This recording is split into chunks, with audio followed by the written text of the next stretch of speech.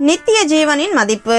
பெரும் ஆஸ்தியுள்ள அதிபதி ஒருவன் இயேசுவின் சீடனாக வேண்டும் என்ற வாஞ்சையுடன் தன்னுடைய சொந்த நீதியை பற்றி ஒரு உயர்வான மதிப்பீட்டை உடையவனாக இருந்தாலும் தனக்கு ஏதோ ஒன்று தேவையாக இருக்கிறது என்று உணர்ந்தவனாக இயேசுவிடம் சென்று, நல்ல போதகரே, நித்திய ஜீவனை சுதந்திரித்துக் கொள்ள நான் எந்த நன்மையை செய்ய வேண்டும் என்று கேட்டான். இயேசு அதிபதியின் உத்தம குணத்தை சோதிக்க விரும்பியும் தன்னை எவ்விதமாக நல்லவர் என்று கருதி இருக்கிறான் என்பதை அறிந்து கொள்ள விரும்பியும், தேவன் ஒருவர் தவிர நல்லவன் ஒருவனும் இல்லையே என்றார். அவர் அவனை அவருடன் உடன் ஊழியக்காரனாக காண்பதற்கு ஏக்கமுடையவராக, நித்திய ஜீவனில் பிரவேசிக்க தடையாக ஒரே ஒரு காரியம் இருப்பதை வெளிப்படுத்தும்படி, உன்னிடத்தில் ஒரு குறை உண்டு, உனக்கு உண்டானவைகளை விற்று தரித்திரருக்கு கொடு, அப்பொழுது பரலோகத்தில் உனக்கு பொக்கிஷம் உண்டாயிருக்கும் என்றார். தேவைப்படுவோருக்கு ஆசீர்வாதமாக இருக்கும்படி கொடுக்கப்பட்டிருந்த பொருட்களை கொடுக்க அவன் விருப்பமில்லாமல், காணக்கூடாத பரலோக பொக்கிஷத்திற்காக காணக்கூடியதான பூமிக்குரிய பொக்கிஷத்தை விட்டு கொடுக்க விருப்பமில்லாதவனாக பரீட்சைக்கு நில்லாமல் வருத்தத்தோட போய்விட்டான்.